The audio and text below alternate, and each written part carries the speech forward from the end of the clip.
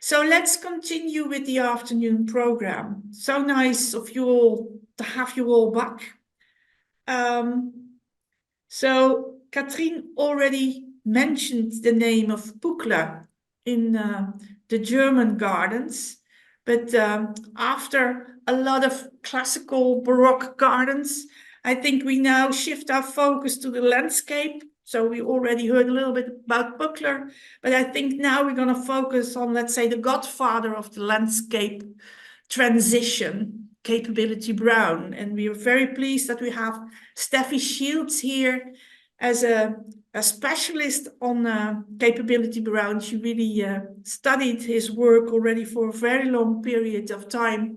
So Steffie, can we give you the floor to tell a little bit about, with a spade and a watering pot, Capability Brown's holistic approach to estate water management? Right. I just wanted to start by letting people know and in tribute to Susan Campbell and Fiona Grant.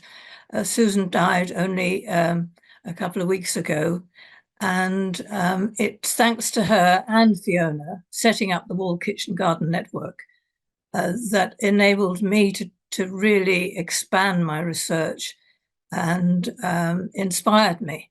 And it's a great loss to garden conservation in this country. And I know there were many who will miss her, Lucy included. So let's move on to the job in hand. I've thoroughly enjoyed this morning and the speakers this morning. And this man did rather feature large in the 18th century to do with water. But you're looking at Harewood, and Harewood, the view says it all about Brown. He took it all in, the whole of the estate, the whole of the way it was run, the management, the water, the entry into the estate and out. And he was focusing on providing not just a great water feature for aesthetic reasons, but actually a practical estate management and improving the forestry and farming. The walled garden, as you will see, is tucked away in the behind the trees, but it featured large in his thinking. And his ideas were very much current to the period, blending the useful and beautiful aspects of nature and keeping all in view very neat. This is really a mantra that he used. You can imagine him with all his clients and the associates and people, foremen that he worked with, keep all in view very neat. It was Horace Walpole, who, the writer and commentator, who he wrote about Brown, the home-brewed rivers. That's where I got my title from, with a spade and a watering pot. It was very much the period in the late 1770s and 80s that people were drinking tea. It was become very fashionable. So he was using the language of the day. And you can see some of the tools, and the roller was also obviously very important. And this is the scale of the work that he did over a lifetime, a very driven polymath and designer. Over 250 commissions. He was invited across to Ireland. He went into Wales, but he said, I haven't finished England yet, so he didn't want to travel across the sea. One of the tools of his most important tools were the stop logs to control the water, to be able to create his dams for his water features. And the star on the map there is where he was based when he had his own professional practice. So the tools of the trade, also wheelbarrows, and he made sure that the clients provided the wheelbarrows because he knew that he would be breaking a lot over a couple of years of working on an estate. The question always comes into mind, how did he do it when you see the scale of his work and his achievements? And so I, in a nutshell, say one word: beer.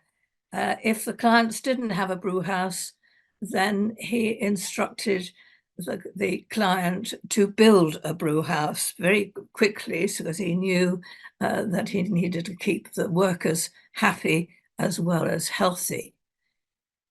He was born in Northumberland, and anyone who's visited Northumberland will know that it is still a very rural part of England, with beautiful views and a lot of farming still continuing. And he was born into a yeoman farming estate, and very much got involved. His father died when he was 4, and the estate owner, member of parliament and lawyer, saw that he and his brothers were very useful on the estate. His older brother John became a foreman. I'm going to move on very quickly, because when he had achieved his training on estate management and surveying and all the skills, and having worked at a time when they were developing mines and using pumps in open cast minings just 2 miles away at Wallington, from where he lived. So it's key to the next step that he took. There was an act of parliament calling for engineers to go to Lincolnshire, where there was a huge amount of effort being put in to draining the fenland and river navigation schemes. And the main estate is Grimsthorpe Castle with the Duke of Lancaster. Now, the key person was Joseph Banks's grandfather, Joseph Banks, fellow member of Parliament with Lorraine, and he, at that time,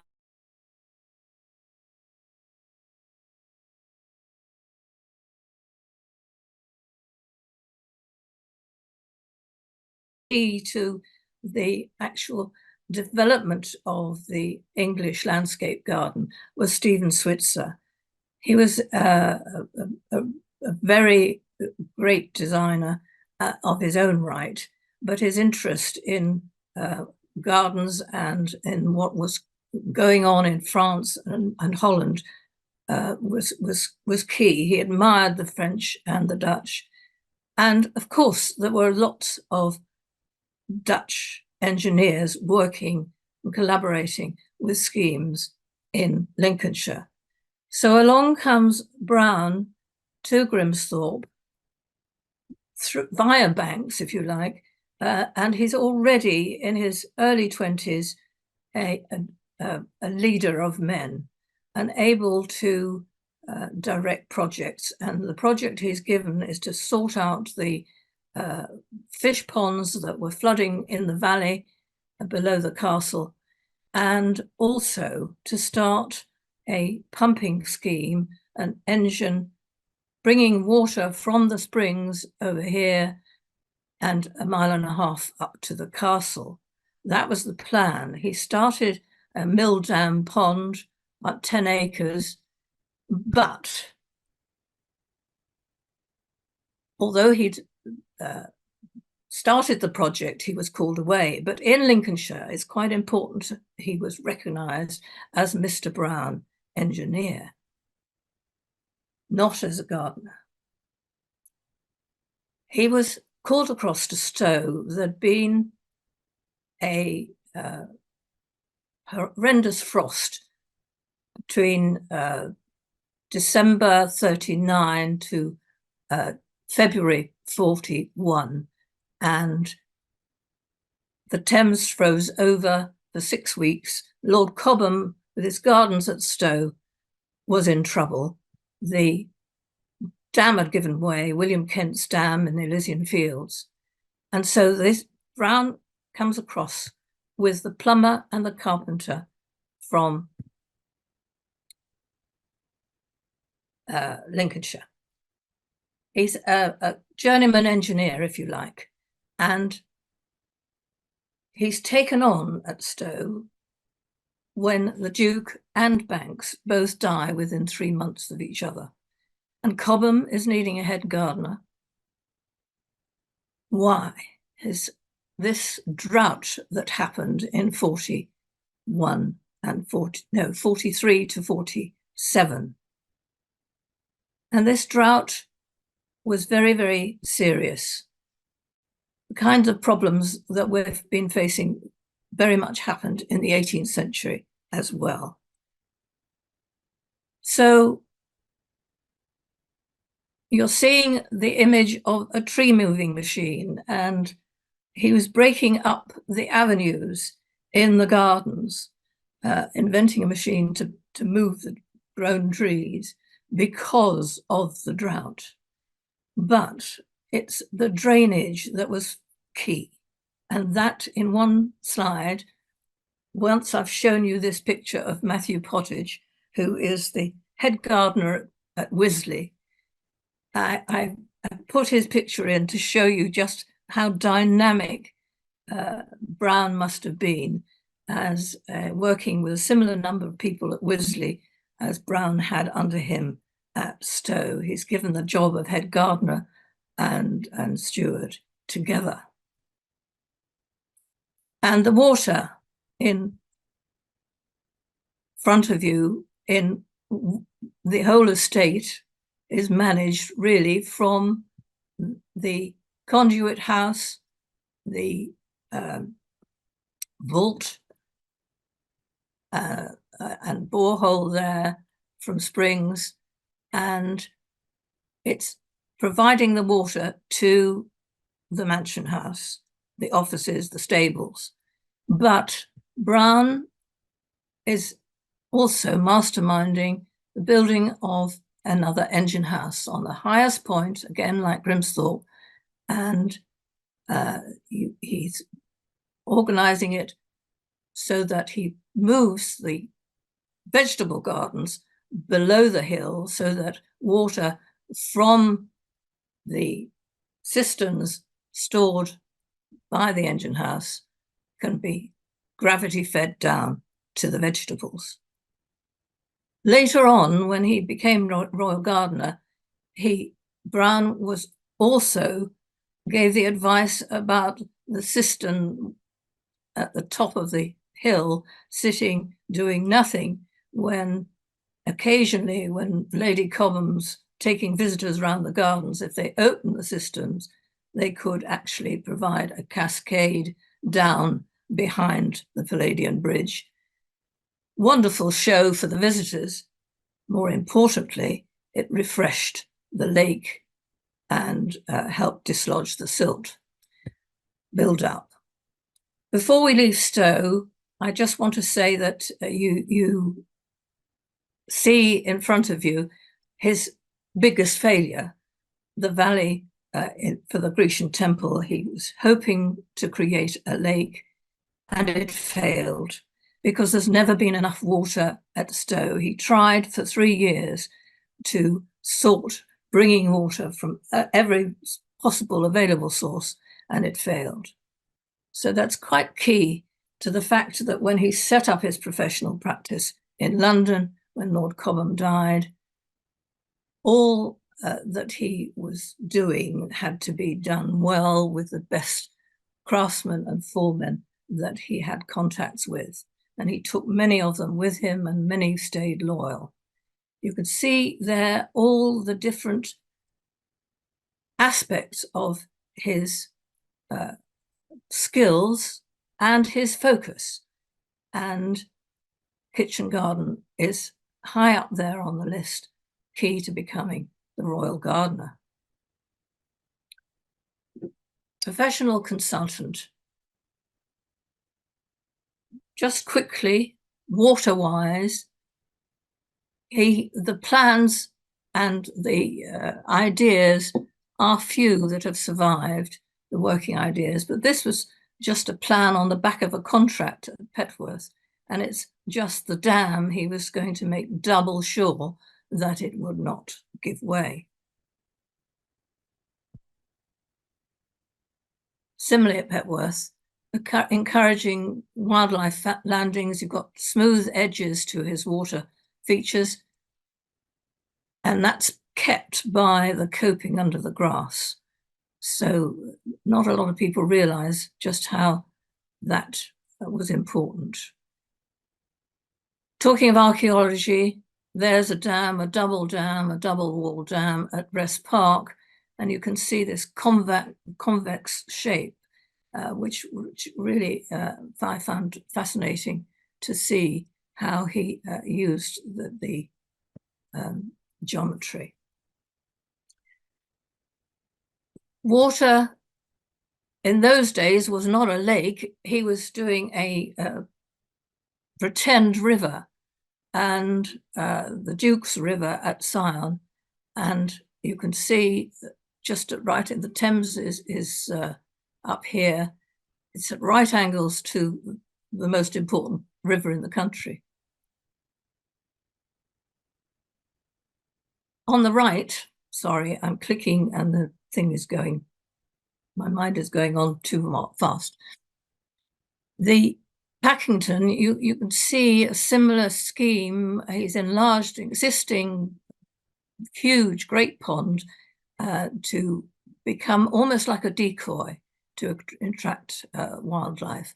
But the whole plan that he made there, and you see water is the most important aspect of the plan, but it had everything that an estate, a modern, up-to-date estate would need, including walled gardens.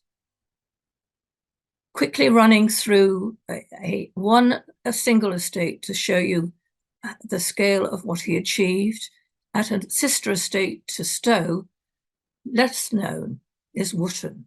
And what you see in front of you, there's an existing large pond here, but here he created a canal that linked to a lake, a great lake of 50 acres that he created, because there had been so much rainfall. The decade after Stowe was nothing but rain, from what I could gather from all the reports. So he's very much needed to solve drainage problems. And this is his solution, this huge lake. Stowe was visited by Thomas Jefferson. He noticed that the main water was 7 acres, 10 acres of the lake, and in total water, 24 acres, whereas at Wootton, the total of all the different water that Brown made was 72 acres. The dam, you don't even know it's there, and that was the secret to some of his engineering, but it's also why so many people have not realized the scale of his work. It's all underground, really.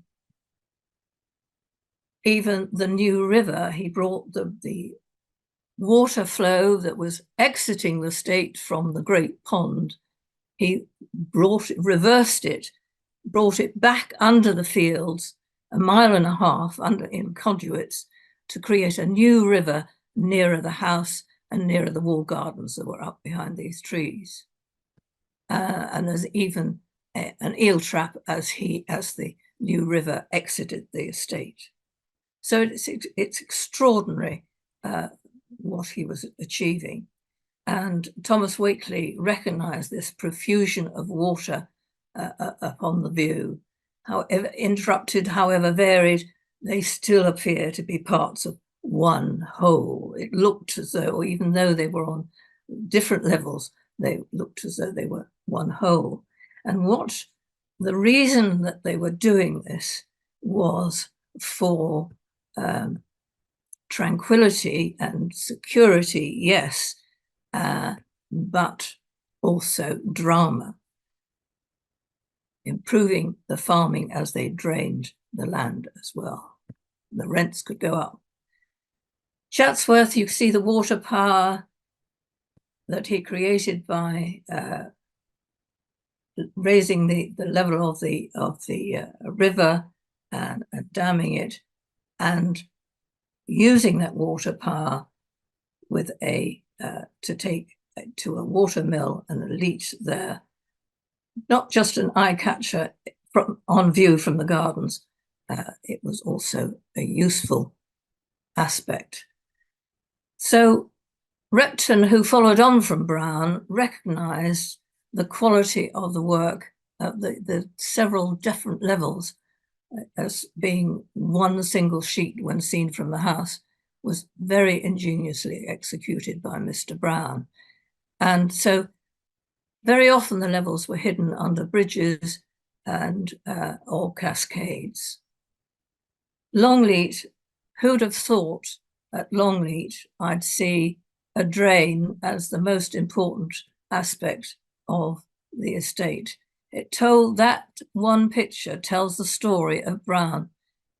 His best advice, making sure the head gardener raised the level of the water of the lake to flush out the house drains once a year. And in doing that, they were flushed out into the water meadows. So he was doing field reed bed filtration back then. It was the walled gardens that got him the job, though. This evidence from this letter from Lord Warwick to the Earl of Guildford. He can scarce want practice in them for about 10 years. He's made upwards of 30, and he sees them well stocked.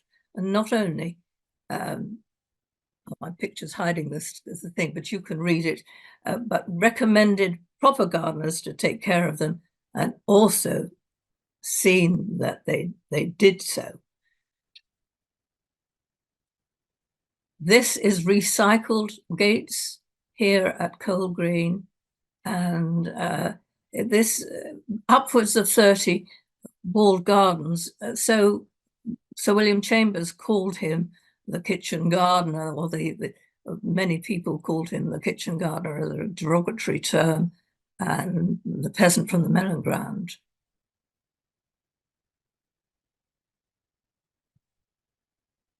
Those walled gardens, very few details, unfortunately, on plans. You can see he invents different sort of shapes, tries different shapes through across various plans, and still problems of drought. And use of pumps. David's very useful talk. In this case, it was a horse pump that was introduced at Shortgrove to bring water up to the walled gardens. And so he becomes the royal gardener, and you can see the flourish of his signature improved as time went on, larger than life, but he remained foot on the ground, getting the royal vine planted and the still existing, the oldest vine in the world. So I think he deserves to celebrate, as we see in this sketch here. Lived in the Wilderness House on the job at Hampton Court, so that he could keep an eye that the gardeners got the fruit and the cabbages and strawberries for the ambassadors and all the king's court that was necessary. One of the key people who helped him was, especially as far as water and walled gardens were concerned, was William Ireland. And just to show you the scale of the amounts of money he was paid annually in pounds, and that equating to Henry Holland Sr. and Henry Holland Jr., who virtually became partners in Brown's practice. And Henry Holland, of course, married Brown's daughter. So William Ireland was achieving great things in his expertise, and he was recommended to Lord Bute at Luton and at Kew, and Lord Bute was very much up in the horticultural circles and botany, and William Ireland would be sober, industrious, and honest. Only three wall gardens are mentioned in Brown's account book: Burley, Trentham, and Stapleford Park. But I can assure you he was involved with everyone, everywhere he went, and achieved a great deal. Now, I've put up William Ireland's mentions in some of the other estates. And actually, when you look at the date of that William Ireland is working for Brown later on, it doesn't marry the William Ireland there. So we think it's father and son. And we know that they came down from Northumberland. Here's the view from Alnwick, where Brown was working for the Duke, wanting the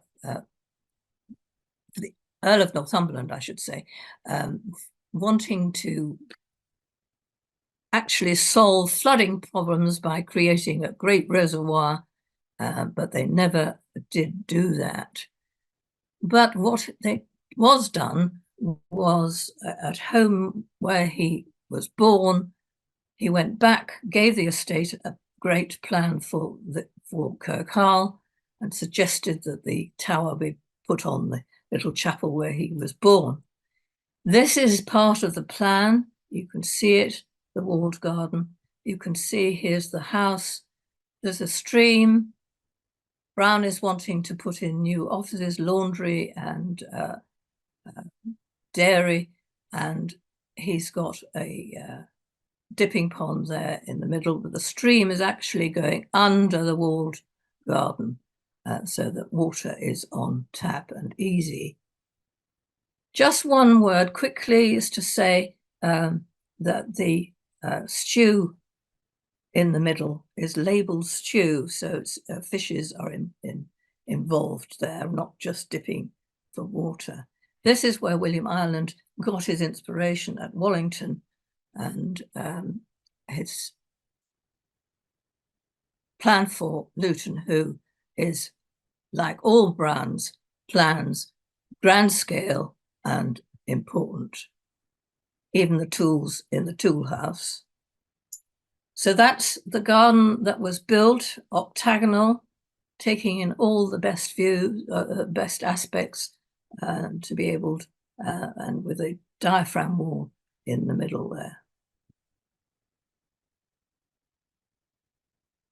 On to Croom, and I'm not going to talk much about Croom because I see the time is nearly running out, and also Chris knows far more about the water that goes on at Croom, and I can pay tribute to him for all he has achieved. He, like Brown, has moved not a church, but he's moved mountains, and in the restoration at Croom.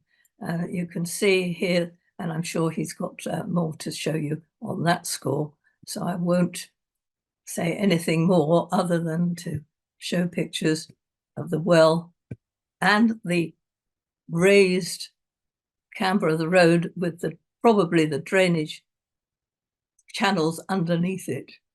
And here he is at the dipping pond, which is, I believe, 14 meters. There, Brown is achieving, expanding, using his tunnel expertise from culverts into wall gardens, and here at Burley and at Wimbledon, expanding other gardens that had existed at Burley and probably at Wimbledon as well, with orchards.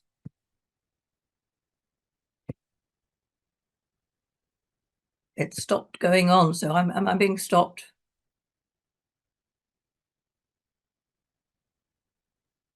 Not by us, so please continue.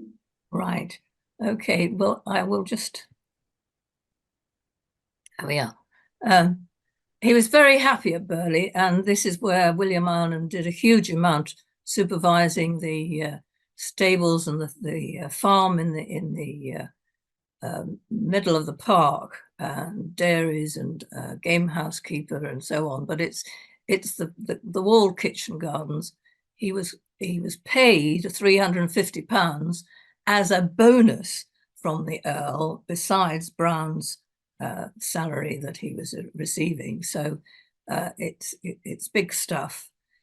And I just really want to point out, talking about drainage and use of drains, that here you can just see a bit of a ditch outside the walls of the wall garden and around the ha-ha that he built, because all that water is being fed from springs, but also any rainfall taken down into the wells under the gardens. The orchards and things still existing there. The restoration is just recent, and at Henningham also. But unfortunately, time had it and got to him as it is to me. And so he did write to the Duke of Rutland at Belvoir, because he wasn't getting on with the plan that he'd given him, the biggest, best plan. If we cannot live long, let us leave something behind us to show that we have lived. And that's a quote back from Stowe, that he was remembering Pope's words. He bequeathed £100 guineas to Samuel Lepage to employ William Ireland as his foreman. And so one last thing I want to share with you, because he worked in London in the 1770s for the King in St. James's Park, and it was the drains that he was working on, and a newspaper reporter told about it, and Mr. Brown's instructions were the principal point of view is to give a full view of Whitehall to the Queen's Palace and also Westminster Abbey. So in other words, he was saying, don't interrupt the views, don't dare spoil the views to these three important triumvirate significance of government and royalty and the church. And the church is where thanks to Alan Titchmarsh, our favourite TV presenter and gardener and real capability himself, wanted, inspired by Brown's story, to have a tribute to him, and it's been put into Westminster Abbey along with the other greats of the country. And it's a fountain of all things, which is not something that Brown actually would have spent much time thinking about, but I think he would appreciate it nonetheless. Thank you. That's it. Thank you so much, Steffie. I mean, it's very clear that you have so much beautiful pictures and archives on all the different project Capability Brown undertook. My scope on Capability Brown it's become a little bit more broader than it used to be. So we are really grateful for your contribution.